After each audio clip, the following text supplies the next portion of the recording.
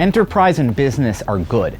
Competition and the pursuit of profit create countless benefits for workers, consumers, communities, and society as a whole. Some politicians take the wrong lesson from this, though, and decide that if business is good, government ought to subsidize it. This benefits the subsidized businesses and some of its neighbors, but as always, such handouts create plenty of victims.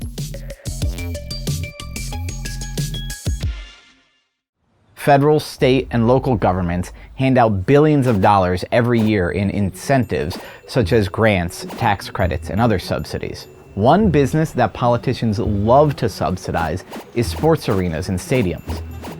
We propose a state investment of $220 million to build a new arena. Billionaire owners and sports leagues often demand these subsidies. Politicians also say these subsidies generate economic growth. But the money for these subsidies doesn't come from thin air. It comes from taxpayers. So instead of letting the owners and fans pay for the team, subsidies shift the cost to everyone, including the people who aren't watching the games.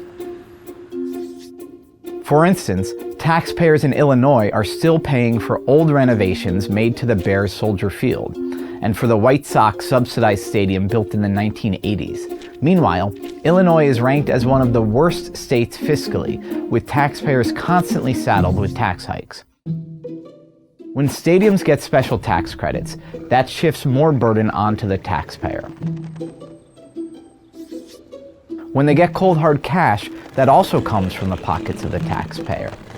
This drain on government coffers also hurts the public by taking up money that could be used for public services, such as police, roads, and schools.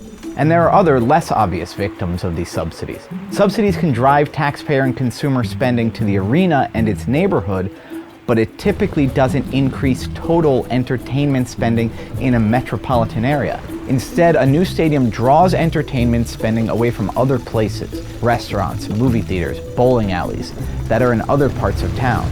And redistributing economic activity according to politics creates one more victim: the economy of the whole city.